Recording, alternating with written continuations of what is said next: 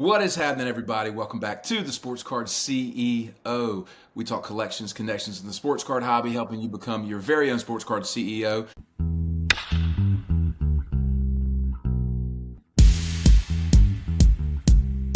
We got Eric Mandelkern, Curtains Cards, as always, and Gary Bubba Wilson, the Bowman Farmer. Gentlemen, good day. Good day. How are we? Top of the morning to you boys. So, Bubba, last week you were in Pigeon Land, as Kern called it, and now you're traveling down to, I believe, the beach. So let's go ahead and catch everybody up on our weeks, man, and dive into another episode. It's going to be a common theme, I think, ahead for all of our listeners. A lot of summer travel for all the guys on the Sports Card CEO here. I know Kern was talking to me yesterday. I think he's going to be in the Hamptons for a month. The same time I'm going to be in Montana. I know Matt will probably be doing some family travels as well. As anybody could already guess where I'm heading, and do another baseball tournament, which got home last night about midnight from a tournament. Woke up this morning, threw all the bags in the truck. Now we're doing it all over again, and I'm asking myself, why am I doing this at this moment? But, hey, Where's the tournament in like Turkey Neck, Alabama? Turkey Bone, Alabama.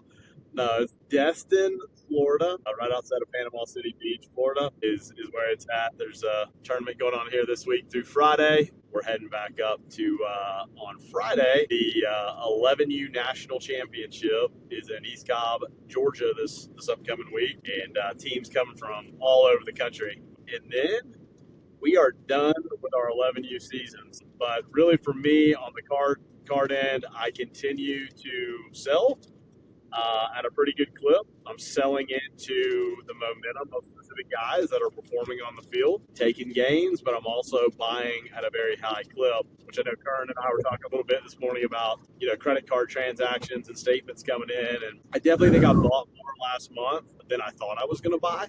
Probably some of the highest buying I've done since kind of preseason, like February timeframe. But the more and more I look at this 2025 Bowman release, the more I love this class. When I look at the guys I'm targeting, like I would say 50% of my current targets are those guys. I really love this class, and I'm really glad I bought some wax because I think I'm going to look back on that and that this class is going to be a really good one for a long time. So that's what's going on in my world. What's going on with you? Yeah, same boat. I bought at a very high clip last month, and I think this theme here for you. I think the difference for me is I bought a lot more wax than I have in the past, and I went through a lot more cases and breaks and things like that than I normally would. And I mentioned this previously a few weeks ago that I kind of like went away from my typical strategy of just kind of waiting it out and buying singles, and I deviated from that, and I'm paying for it now. But it's all good. We've got I've got some great cards that I bought and I'm happy about, and the guys, as Gary said, that he's targeting, the guys that I'm targeting, I'm just as excited about them and having their best cards there. Speaking of ripping and wax and everything, so yesterday I went with my son and one of his friends and his father to Dave & Adams here in New York City because they just opened up. They had a pop-up shop that was in the Empire State Building while they were renovating their full store, and it finally opened, and it's actually sick. It's ridiculous in there. The options of wax is huge. They don't have like old school, not vintage, but like older Bowman and stuff to choose from. They have everything that you need there, and they have a whole like ripping area and everything. So we bought a bunch of stuff and had some fun and ripped a bunch of boxes and stuff and got a little out of hand. Biggest hit was a Rainer True Gold auto, which is nice. So, I mean, I'll hold that. It's some timing because he's out for the season since last week, but nice hit nonetheless. And we ripped some V Friends, hit a nice card there. We ripped some Minecraft. We ripped some hit parades, like those little repack things. Yeah. And some Pokemon. And I also ripped a Bowman Chrome, 24 Bowman Chrome HTA, and searching for Leo, one box, so 3 autos. I've never heard of the 3 guys that came out Ever. And I've ripped a lot of that. I had never even heard of their names. Like I couldn't even tell you who they were, and it was that bad. So it's just got me thinking, like, man, we always talk about how it's a losing proposition. Like getting a box like that, oh my god, dude, Brutal. It's brutal. So, Kern, I think we need to send out a request to our listeners. Send help. Kern is ripping Pokemon. Yeah, I mean, not for I me. know, okay, I know. But like a Pikachu came out. There was a Pikachu, and I'm like, is every Pikachu good? Like, or am I just looking at like if this was Bowman and I didn't know it, and like a Connor Griffin base comes out, am I like, is this good? Like, I don't know what I'm No looking at. clue. You know what I mean? I have no clue. So true story. We were at a Raleigh card show set up as vendors. This is, I think, last Christmas time. And behind us, these guys were Pokemon dealers and they were opening wax and stuff. And dude, I have never heard anybody respond to hitting a Pikachu, like a whatever it was. You know what I mean? Whatever they hit, I thought they had hit like $1 million card, right? And I was like, what did they hit? They're like, it's like an $800 card. And we were over there like, okay, that's just must be the game that they roll with. I mean, they were all into it, man. When we come up for Fanatics Fest, you'll have to let little Matt and I know where that spot is. I'd love to go check it out. Yeah, it's actually pretty close by too. It's dangerous for me actually. It's a block away from my office. Like I'm thinking about going there and just hanging out and working for the day. Hey, Bubba, we need to put one of Kern's air tags on him so we can Please keep track of me. Like I need help. Keep track of me. It's like a crackhead having a dealer outside of their house, like in their front yard. Yeah. It's just like, where's Eric? Oh, I know where Eric is. Like, Yeah. like that's the one place. We do have to pull the curtain back here on Ham, though. All right, so I gotta do this. I gotta do this live on the show. So every week we talk about what Kern buys and I buy, and Ham gives the same old Eeyore. Oh, we ain't doing much. When you talk to little Matt, which I've talked to him a little more lately, the real story comes out. Oh, we've got 17 Pena oranges we bought last week, and we bought 6 Zahir Hopes, and we bought 4 reds, and we got this, and I mean, they're over here playing like, oh, we ain't doing nothing. And little Matt's like, yeah, Dad goes on the show and says we ain't buying much, but I mean, I'm spending like crazy. And I'm going, man, listen to this. Spending like crazy. Wolf in sheep's clothing. Hey, no. For all, in all fairness, little Matt, we had a big time conversation about Ham House Sports, and I said, hey, man, this is your deal. And I handed him over a budget, and he's the one that's making all these transactions. All I'm doing is processing the payment on the PayPal side. That's all I'm doing. So your dad and daddy. He's like, man, I got 17 true orange penas for $300. Can you believe it? Like, dude, how do you get to what? No, we do not have 17 orange penas. We have 2. And both of them are damaged, and we're sending them back to Tops, or at least attempting to send them back to Tops, because the corners are just nasty on them. But yeah, I mean, so to your point, Gary, little Matt and I did have a conversation about a month ago, and I said, listen, man, I'm too busy on the other side of the thing. When it comes to comping and all that stuff, I just can't be in it. And so the only cards that I've really been involved in looking at and in buying is I bought a 1953 Topps Mickey Mantle. That is a card that I love, that I needed to replace.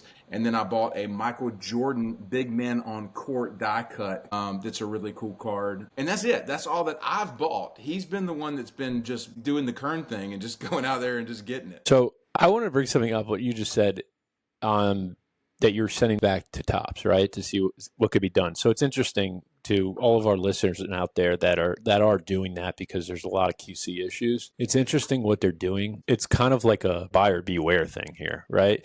Because a lot of the times when they reject it, they are sending back the exact same card in a top loader with a top seal on it. And when I see a top sealed card on eBay or for sale, you figure it's clean and it's, likely a 9 or a 10. But what they're saying is that it's near mint, which is classified as an 8. If they say the card is going to grade it, if this card is a 7, it could come back in a sealed top loader with a top sticker, and that card is then being sold. So the point is, I guess, don't always assume that just because you're buying a sealed card that it's a 9 or a 10, because there's 7 and 8s out there as well.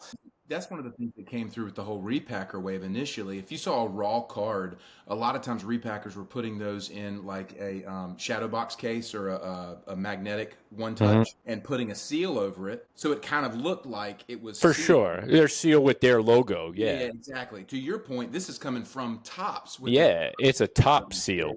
Now, Our two that we've sent back so far is we had a red lava pina that we sent back. It was approved. And then we had a blue pina that was approved. What are they replacing it with? Do you know? I don't know yet. It hadn't shown up on the website. And that's the thing is I'm kind of like anxious now because I mean, it's a decent card. I mean, I think the red pina is probably somewhere in that 4K. Well, it's probably the one comp that if it was bought publicly, or they'll go by whatever an orange is or a little more probably. And if Topps is doing that, you'll get something of good value. And so hopefully it's decent. So that one's the two oranges that we have not sent them back yet. The thought is one of them has a legitimate corner issue. The other one I think is just a QC issue. So we don't know what to do with it yet. But anyway, I will say this. We have right now two pretty large orders at grading for us at least. I mean, you know, 5 Pina Blues, a gold, a few other cards. I'm a little anxious to see when these grades pop because the quality control on these has been really tough. When do you get those back? Today. Like I expect them to be today. Really? What service level did you sub these under? In regular. All right, regular's been good though. Like yeah.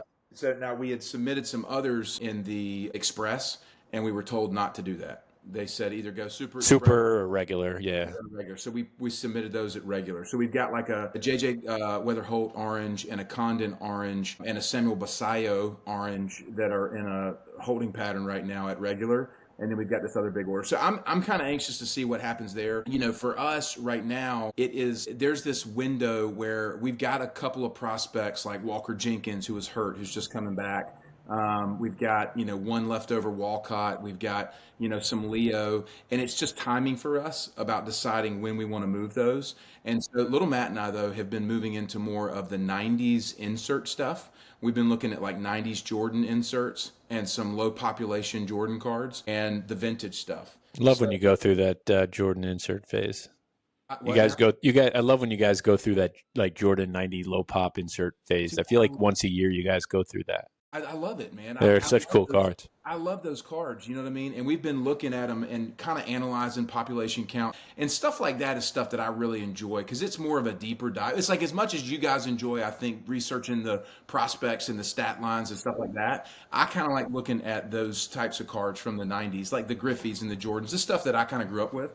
So that's kind of where I've been nerding out lately. But all that said, kind of diving into the show topic today, we've got a listener question. And I just want to remind our viewers and everybody's watching, we so appreciate when you guys reach out. We're getting more and more contacts every day. You can call in at 888-POD CEOs. That's 888-POD CEOS and leave a voicemail. So we're going to go ahead and do that today and then talk about this kind of buying, selling window and how we each do that. So I'm going to go ahead and play this here. Hey, it's Smo with Smo Slabs. I was just calling to say I'm happy to see that Kearns is on the Tyson Lewis train. I'm glad that I turned him on to that. No, but I was just wondering, you guys don't talk much about Elly, and I know that I'm a fan of the Reds, and that's my heart talking about it, but I feel like he's a generational talent. I haven't heard you guys talk much about him, but just kind of interested to understand what are your guys' thoughts, on Elly, short-term, long-term. Do you guys have Elly? You just don't show him very often. I just feel like there's not going to be many guys who are going to be able to have 100 runs, 30 homers, 60 steals, 100 RBIs every single year. I don't think the average will ever be there for Elly, but I did see some things last night in Kansas City that looked like some pretty interesting tweaks in his swing. Just getting a little more in his legs on fastballs like he does on breaking balls, and he absolutely destroyed those two baseballs. So I don't know. Maybe he can turn a corner, but I don't think he'll ever be more than a 260 guy, even though I believe that he could be. But I just think it's interesting. An interesting topic you guys have not touched on is Elly in the first 21 episodes. So would love to understand what your guys' thoughts are on it. And again, just glad that I turned Kearns on to Tyson Lewis. Omaha boy, baby. All right, be good. Gary, I want you to lead off here, then I want Kearns stew on this whole thing. Bubba, what's your thoughts on Elly? First off, on cards that I've owned of him, I've owned a fair amount of him, at some point or another. I mean, never a ton, but a fair amount, I'll say, for me. In most of the Elly I have bought will be the way I always buy Elly. I was not first to the party. Shame on me. My kids knew about Elly before I knew about Elly years ago. It was kind of like a Max Clark kind of thing. He had a kind of a cult following coming up. And I didn't get on the hype train. Obviously, I wish I did earlier. So I was kind of late to the party. And then what I did with Elly was I bought Elly on dips. I bought Elly on two different dips. I bought some golds and orange color back a couple years ago on dip on golden, and then I bought a lot of Topps Chrome stuff of Elly's back in the fall when nobody was paying attention, and moved out of most of that. I did buy some blues as well in the off season. I moved all those blues and doubled up. So my thought on Elly as the actual card market, the way I'm playing it, since I didn't get in early, which is the way I usually play the card game, I do like Elly, but I only play it when I feel like there's a buying opportunity. His prices have steadily gone up most of the year, so I'm now not really even looking at him. I will look at him again in the off season, but as far as the player's concerned, I love him. I think he's a great player. I think he obviously, if he can continue to stay healthy, chance to be a Hall of Famer. But I just, we've talked about this a lot on the show lately. I'm just not one of those right now that's going out of my way to think that I have to go buy an Elly De La Cruz card to hold it the rest of my life because he could be a Hall of Famer. I'll have opportunities to buy that card many, many times over the years ahead, I believe, at his current prices and be able to get at a better price point if I ever decided to do so. But I do like the player. I think he's a hell of a player, but that's where I'm at on the opportunity to make money. Yeah, when I think of Elly, I think of Bowman. Like, he is the Bowman market for me, because when I first got back into the hobby, it was Elly craze. And his market exploded because of the way he came up and what he did, and rightfully so. He's extremely talented. He's extremely exciting. He's got everything that you want from a hobby perspective. He's got power. He's got speed. He's got that swag and a drip. Yeah, he's got the drip. And as far as the player goes, I mean, he's phenomenal. You could make the argument that you would like to hit for a higher average or strike out less or whatever it might be, but he then goes and hits 2 triples in a game, and everybody's back on the wagon. As far as the card market goes, I mean, I've owned some Ellys. I have one Elly left. I have an orange 1010 that I'm holding, not for necessarily ever, but I'm just holding on to it to have one. But as Gary said, I'm kind of in a similar boat in that he's one of those guys that's market's always remained strong. I'll keep an eye out and I'll buy on a dip, but I'm not going to pay real strong for it because there's always an opportunity to get back in. So why pay strong when you can wait for some sort of dip, right? Or when he's forgotten about. But I think, time will tell on Elly, but I mean, he's a hell of a player. Always a strong market, but I mean, I do think he can be he's a generational talent. He just seems to, with all these younger guys coming up, these guys like him, his market's always remained strong, but I don't want to say he's forgotten about because his market does remain strong, but like they get overshadowed. So it's kind of like just discussing who's new, who's hot. But next week when Elly hits an inside the park home run, we'll be talking about him. So he's a special talent. So here's my thought on this right now, and I'm using a blue for reference, okay, for Elly. And this is just a quick search. I was doing it while you were talking. Right now, an Elly blue PSA 10 is doing right around 4K. The only ones that I see higher, and I'm sure there's a couple others, but I'll just give you a frame of reference here. Gunnar Henderson right now, who's similar age structure, similar position or whatever, different skill set, but Gunnar's doing like 2,700 in a blue 10 right now. Then you look at like an Aaron Judge, a blue 10 is floating somewhere around 20. Or Shohei is doing 40, 50. Your Trout's doing 40. Bobby Witt is doing like 7, 8K, 8, 9K, something like that in a 10. So I look at this and I go, okay, Elly. Buy Bobby. Huh? Buy Bobby. Yeah, well, you look at this right now and you're going, okay, Elly is like half of Bobby Witt, but there's really only like 5 players in all of Major League Baseball whose blues are trading higher. You know what I mean? And so it goes back to what Bubba had said. It's like finding the buying opportunity. You know what I mean?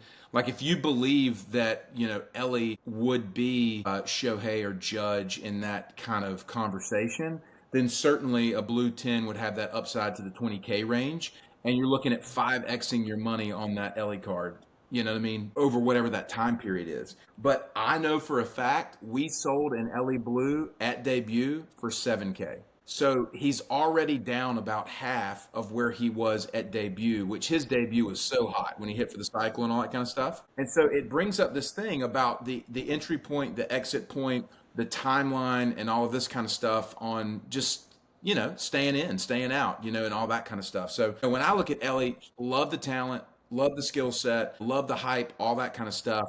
But is there a better use of 4K in a short-term window to be able to capitalize? And I think there is. Well, yeah, and I'll take it a step further. So I was buying Elly Blue 10s for 2,500 in November. So again, back to my point, his market still, the market that's holding him is mostly flippers, and they want to get in and Yeah. out. They're not holding him for the long term yet because in a lot of people's eyes, it's still, the jury's still out, right? So there's a ton of volatility in the offseason on a player like that. So you look for those buying opportunities on those tips. If you still believe in Elly for the next season, buy him in November, buy him in October, buy him in September when people are kind of like the Reds are out of the playoffs or they didn't make the playoffs, and Elly's put up another good season and people start to sell off because they want the cash for football or whatever.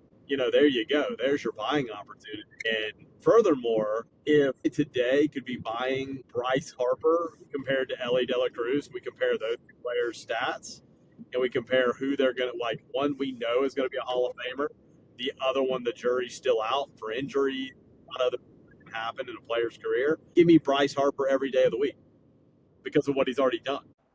And it's really, really interesting. I was trying to pull up real quick a Bryce Harper. Look at what a blue does. This is the first one I pulled up, a 9.5, just did like 5K.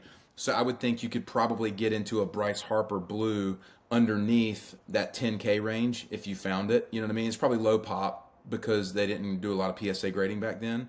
Hey, what's an Elly orange selling for right now, Kern? You've got one. Are they 25K now at 1010? PSA 1010?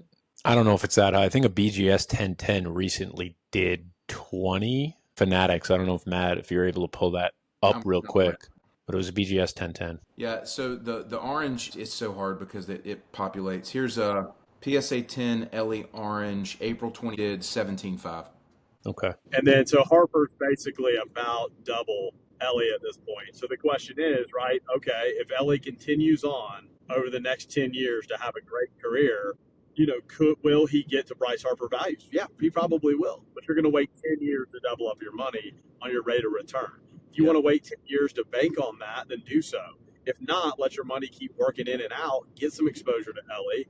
Then if you really want that conviction, like Kern said, then hold one. Yeah. So like my play is I see him as a guy you wait for the dip, you move in, you move out, and then if you really want to hold him one day, you have that conviction. So if you're me, my 1010, say I'm in a, call it 12K, would you sell now or would you hold for 10 years? Sell. Yeah, I would sell too. I mean, and again, that's just my mindset is everything for me when it comes to the Bowman stuff. Primarily, this podcast has made me even more aware, and this is what when I talk about this. You called me Eeyore, Gary, and I'm gonna tell you, you crushed my heart. I am not Eeyore. I'm crying on the air, off the air, that I'm Eeyore because I'm not Eeyore. But the thing has made me more and more aware of, is I do not have that hold capacity on these Bowman guys when I know if I can go get 20, 30% or whatever. So for me, if I'm in a 20, 30% margin, Kern, I'm always going to pull the trigger. Fair enough. That makes sense.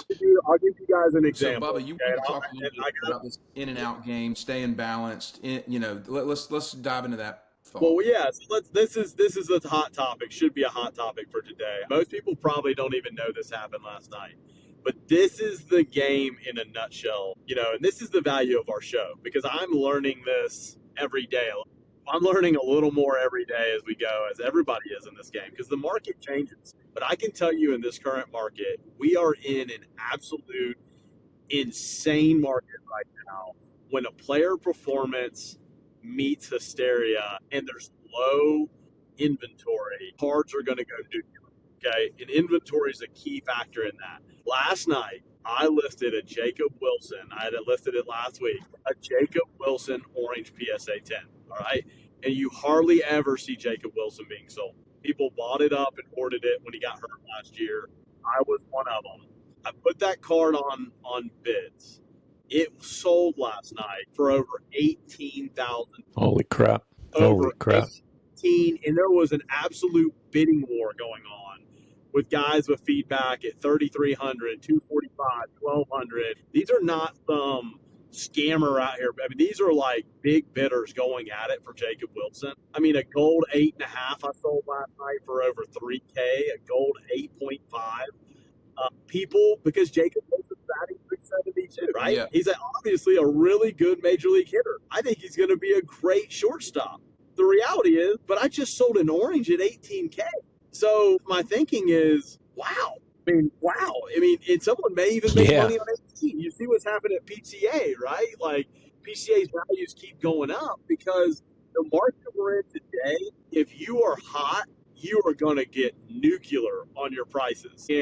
But if you're trying to hold stuff in this day and time, it's the same thing. If you get cold, you get rocked. And I think this market right now, if there's ever been one, when you can take a game, you do it. Yeah. I mean, you do it. A gain like that is like a no-brainer because, like, Jacob Wilson's a hell of a ball player, hell of a hitter, but where the hell is the upside on 18K? Yeah. Well, dude, I paid $1,200 for that card That's what I'm saying.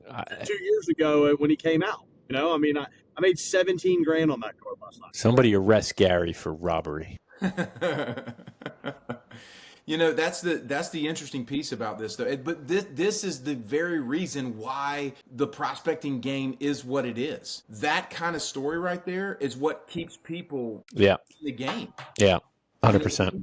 But if you're not wise to the game, though, and you're sitting here looking at Jacob Wilson doing Elly De La Cruz numbers or whatever, it's like if you're holding that, like to your point, Gary, like that's where it can get really, really sketchy. Yeah, I mean, if you want to play the Jacob Wilson game right now and you're playing at those prices, like you better be fine. You better be hoping he wins the batting title and the A's are doing something because you got to have a plan. We talk about it all the time. You got to have a plan.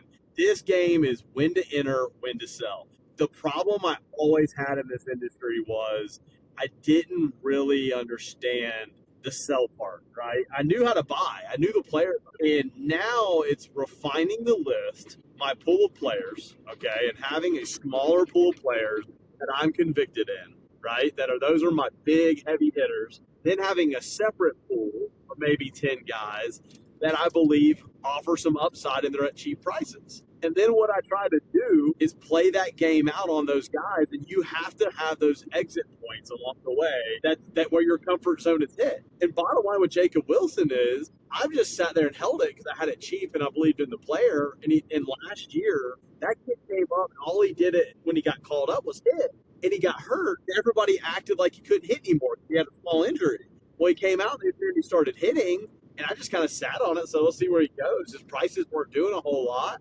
Well, then guess what? There was no inventory, and now he's exploding. So it really is, if you have conviction in a player and you know that guy is good, you think he's going to do something, and you're finding your entry point, then you can sit there all day. But if you're in at a bad entry point, then you got to be moving money. You got to be moving in and out. It's all about where you enter. Yeah, I think a lot of people have, myself included, have trouble getting out of it. You know, yeah, the hard part is knowing when to sell. And Gary, I think you're great at, you know, acknowledging when the right time is to get out. And I think it's something you've gotten a lot better at also over the course of the last, I would say, 6 months or so. But like, it's hard for people to get out, even if they know it's the time, because there's a lot of people out there that didn't get in this and I'm not saying you did, but they didn't get in this hobby and start collecting to make money. Like, it wasn't like, yeah, that's part of that comes along with it, right? But like, a lot of people have different reasons for buying Bowman, right? Like, some of them like just to chase, right? Some of them like to prove to themselves that they were right on the guy. Some of them like to, you know, just the chase of getting the card, or the idea that like, hey, I got in on this card and I know that this is worth more now, right? But they got in it because they just love cards, right? Like, I didn't get back into the hobby saying like, I'm going to come make some money. I didn't. Like, I love making it. but I didn't get in it for that reason. Part of me is like the chase of getting it, the getting the car that I want and holding that person's best card. So it's tough. Like there's a emotional part of it to, I think, a lot of the people of letting go of a card that they might have hit in a break or that they pulled on their own that they just don't want to get rid of. Like there was a guy I was talking to last week on a card that he hit. It's a super that I've been trying to get, and he hit this card, and him and his son, and like I can't get the thing off of him. Like he's just too emotionally attached to it, right? And it's like part of me is like, damn, that's crazy that you won't sell it at this number. But the other part is like, I do get it. Like, you know what I mean? I do get it. Well, the beauty of the hobby is there's so many different people involved for a variety of different reasons, and it's kind of like you have to pick your thing. So again, going back to our title, Sports Card CEO, like you're CEO of a business, like you have to have a game plan and a strategy. And you have to constantly kind of cross-check those numbers and understand where you are. And, it's an ongoing game of looking at all of those data points, right? Now, I will say one of the things for us with Ham House Sports that I'm pretty diligent about is we buy a card, always put our acquisition cost down, and then I always put our current market value. We update it every month. So I know exactly what margins we have in which cards. I can look at the overall portfolio and know, okay, right now we've got 40K in inventory. It's worth about 50K. We're up about 22% on our portfolio. But then I go through specific cards, and if we're up 30, 40, 50% on a card, I'm like, you know what? It's probably time to take this. That is the way you have to do it. And there's not enough people that are organized and whether you just collect cards or not, it's still, you're running it as a business, and you have to have a spreadsheet of what you're buying, what you're in at, and if you're committed enough or organized enough, like Ham House is, to update that market value on a weekly or monthly basis, whatever it might be, and stay on top of it. But you have to have that stuff spreadsheet so you could see things as a whole. Well, one of the things that's interesting too is I also have my Cal Ripken Jr. Like, so the stuff that I collect is kind of like your Frank Thomas, right? It's like I've got my Ripken stuff that's the 90s inserts or whatever, and like they sit on one shelf and I don't worry about them. Like I don't do that with those cards. Yeah. You know what I mean? I've got those cards almost their own little vertical within our business. They're on eBay at a really high number if somebody wants them, but like I'm not actively shopping them. I'm not looking at the market value. I'm not looking at recent sales. They're just there because they're cool cards that I want to have. So I would say within our model at Ham House, we have a couple of different verticals or strategies. Like there are the long holds collector pieces, then there's the short term, kind of turns. And so I think it's helpful to have that kind of mindset. For sure. To Kern, your point about that people get in for different reasons and money and this and that, I think you're 100% right. But I think as well, one of the reasons we started this show, and I know it's near and dear to my heart, is we don't want to see you guys lose money. We don't want to lose money, right? Nobody wants to lose money that's meaningful to them or their family or anything like that. And to me, it's kind of what this show is. The sports card CEO is like the friend that we don't want to see you lose money. We're giving you it real here, okay? So you can sit there and tell yourself all day, man, I love this super so much. It looks so cool to me. Well, that card looks like shit when it's sitting in the corner of your bedroom in 10 years and it's collecting dust and it's worth $10. I promise you. We're the friend that's trying to tell you on this show, like, because in reality, that is the truth. If you know you've got a card, let's just say it's any given card. Let's say it's got a value. We'll just use a round number of $10,000 at today's value. But in 10 years, that you knew it was worth $10,000 and you could have sold it for 10 and you didn't.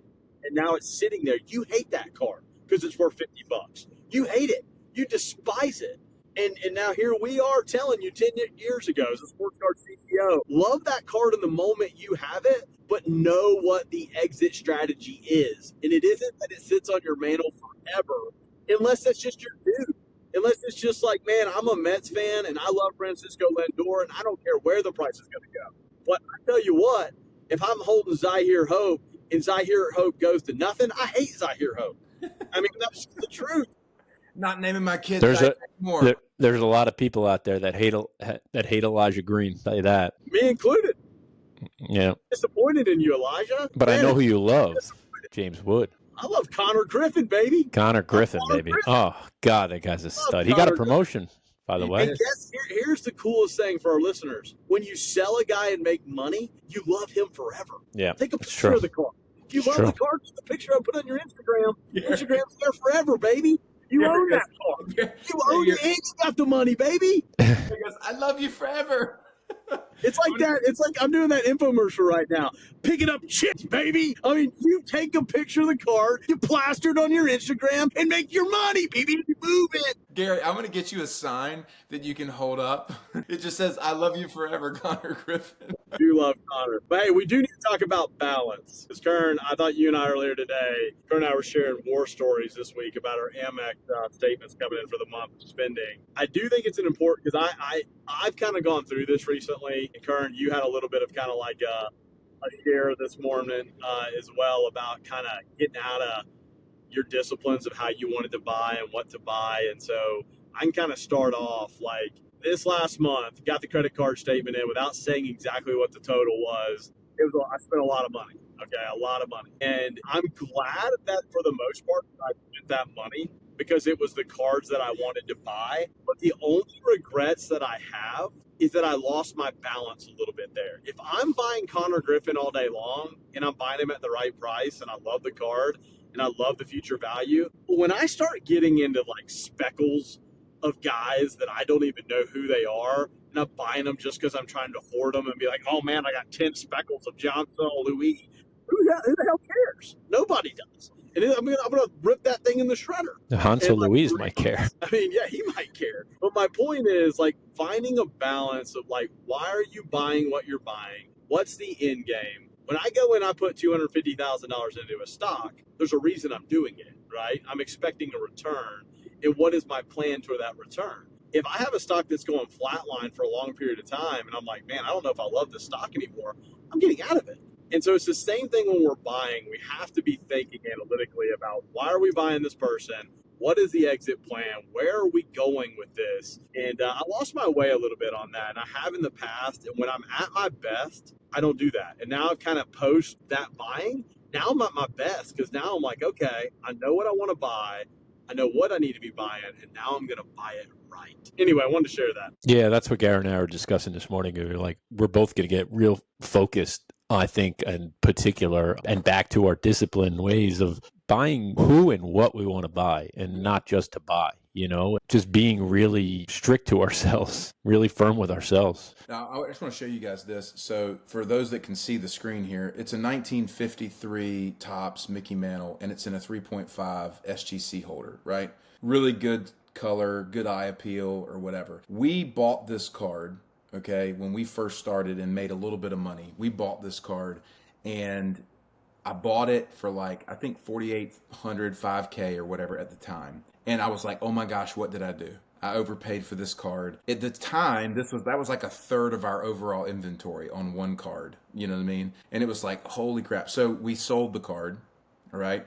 And actually sold it for like 5,200. I basically got back out of it. And then we went back in and bought another one. And I had a situation there where somebody offered me crazy on it and I sold it. And we made some money on it or whatever. But like I look on my shelf and I told little Matt, I was like, it makes me mad that we don't have that card on our shelf. Because like that's an early part of our hobby. It's something that I love. It's something that I'm not concerned about making money on this card, not making money on this card. Like I just want that card on my shelf. You know what I mean? And so that is a strategic buy based on an emotional appeal, but not necessarily made on kind of like an investment strategy decision.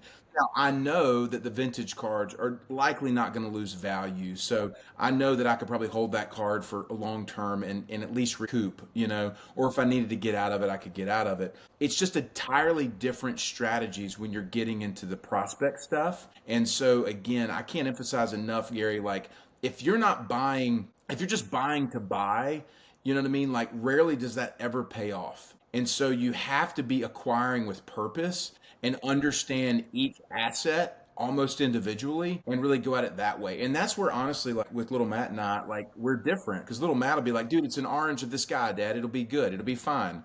And I'm like, yeah, but I don't know that. I don't, you know what I mean? Like take Condon, for example. Like I was not on board with the Condon purchase. I was like, no, I don't. I don't like Charlie Condon long term, you know what I mean? And so, but he bought it, and he's going to have to live with the consequences. So I think it's a really interesting conversation, but people need to slow down to think about it, and I don't think they do. See, little Matt smarter than you're giving him credit for, Matt, because he knew when he bought that Charlie Condon, he had a backup plan. That sucker didn't PSA 10. He was selling it to the Bowman farmer. He already knew it. He already knew that I was going to buy that sucker if it didn't 10, because I'm a Georgia fan.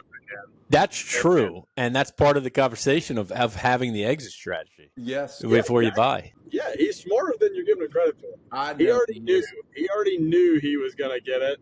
But hey, this is a pro tip talking about grading real quick.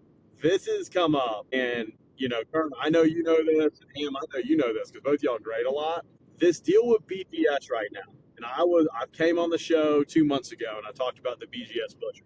He still exists, still employed, and he's butchering Bowman on a daily basis. Okay. A pro tip right now: if you see somebody listing a BGS 8.5, a BGS 8, a BGS 9, or even a BGS 9.5, there's a strong chance that card grades stronger at PSA, like significantly strong chance, especially if that card is centered. So if you see a BGS 9 and it's centered, like a 9.5 centering or above, or if you can look at the card and see it centered and the surface has a bad grade, it's probably because it's a BGS butcher and he has no idea how to grade Bowman. And so I want to share that, because if you're seeing those new cert numbers on Beckett that are coming out, there's money to be made there right now. And I think if you've been with us on the show for 48 minutes today, that'll make you money if you made it to 48 minutes today. It's true. And on the adverse perspective, where if you were grading something with PSA and you're like, I don't think this is 10, but this will 9.5 at BGS, don't be so sure about that. Yes. Do not be so sure about that, because there's been a lot of cards that I've been in that situation for that have BGS 9 or 8.5 if I thought it was easily a BGS 9, not such a sure thing to get that half point bump anymore. Yeah. No, what's crazy is that's a baseball Bowman only thing, and Topps Chrome as well, it appears. When he grades football, he's a guide. The butcher only gets my cards, and I know I'm going to find him. But when he grades football, he just throws you dimes out there. I don't get I guess he hates baseball. He might hate baseball. Yeah. There's a guy in Texas right now looking at Gary's cards, and he's going, nah. Kurt, Ham, can you see through the other side of that light? Is that like a magnifying glass with a light? That's where you got the national, that eBay one, right? Yeah, dude, you can give it the old zoom in here. That's what the butcher does to your cards, Gary, and he goes, Oh yeah. He needs to get a new magnifying glass. Oh man, I love it. I will say this too, man. I was talking to a buddy of mine. The nuances of this hobby are significant. I mean, so significant. And we primarily just deal with the baseball stuff, the Bowman stuff, right? Like understanding the nuances of BGS versus PSA, that's what makes you money. That's what lets you capitalize on a hobby that's in existence. So you have to educate yourself, man, and find the kind of angle that you want to play and dive deep and get smart. And that's where you get rewarded. You know what I mean? If you just go into it for fun without a plan and jump on whatnot and just buying into breaks or whatever, you're gonna get burned. Like if you're breaking and you're doing that and you don't have your resources lined up to what you're going to do with the cards that you do hit that are gradable, where you're grading them, what service level, or the cards that aren't worthy of grading, where you're selling those. Is it on eBay? Is it on a platform, a consignment platform? You have to have all your resources. You have to have those nuances lined up in order to succeed. Yeah. And Gary, to your point about little Matt, I'm not trying to take credit away from him, because that's something that he does really well. He kind of already knows, okay, this guy's buying this guy's buying this. I know this guy's looking for this. This is the range or whatever. So he's been very strategic when he's been buying these things, and it has paid off for him. Well, one thing too, to what Kern just said, I think this was a good point. One thing that you've got to take it even further when you're going to sell your cards, if you're not selling them privately. This does make a difference, and I see it every single day of the week. Most of the time when a low comp goes on eBay, do y'all know generally why it's occurring? What do y'all see When you see a random low comp pop up, that's not a best offer or OBO. Generally, what are y'all seeing? Not like if it's an auction, I think it ended at the wrong time. Yep. And here's the other thing. It's generally not with a consigner. I have seen it. My cards always do better at a consigner than when I was listing them on my own. Well, 1,000%. Well, first, two reasons. Number one, more eyes, clearly. That's the obvious. And number two, like, I mean, they're not going to list them ending at 2 p.m. on a Tuesday. Yeah. Well, the third thing is that they're going with a batch of other cards, right? So they're catching activity when people are already buying. You know, when I'm in a buying mood, I'm in a buying mood, right? And they catch me in the mindset of already looking at 40 other moment cards. I'm more likely to bid on some other ones right then and there. One of my favorite. Yeah, go ahead. I was just going to say that's just something I know a lot of people go on and list their cards on their own. I don't understand that unless you're doing like an OBO and you want to control that, because when you put them with a consignment house, your rates are probably not as good as their rates. Number one, yes, they're going to box them up and ship them for you, and they're dealing with all the crap. Yeah, the only reason, like, I'll give you an example. Like, so I'm not going to say the only reason, but I could speak from my perspective. Like, I ripped a case of Bowman Sapphire last week, right? I wanted to be first to market with this stuff. And I hit like a CAGS orange auto, a McGonigal gold auto, and a Mate non-auto orange, right? And I'm like, I'm putting these on 3-day auction because I want to get the top dollar and I want to be the first to sell. Because usually the highest, on a new product like that, the first sale is usually the highest comp. Yep. And I specifically did not send to a consignor for two reasons. Number one, time. I didn't want to waste time, even though they could load it on that same day. Technically, I just didn't want to waste the time. I wanted to get it on, and I wanted to get it on that night, right? Like, so it could end on a Sunday night.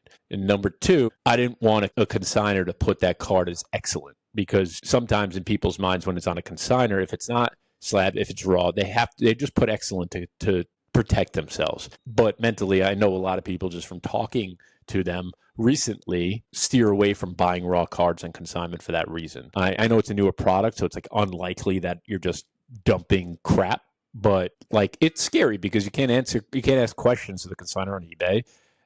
And so the combination of those few things is like the reason why I recently did it.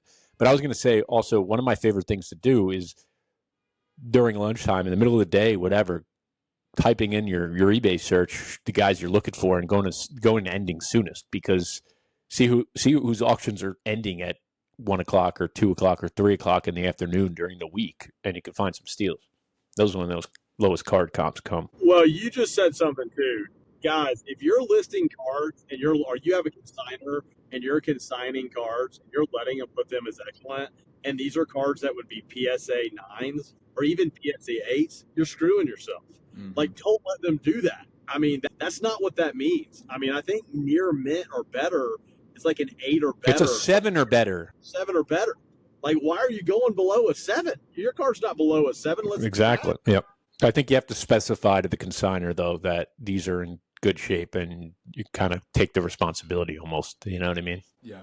It's really hard because with guys like ourselves who grade a lot, people look at our stuff and going, okay, why are you not grading it? You know what I mean? Yeah. Like for us, we had a bunch of Pena refractors that we just didn't want to grade.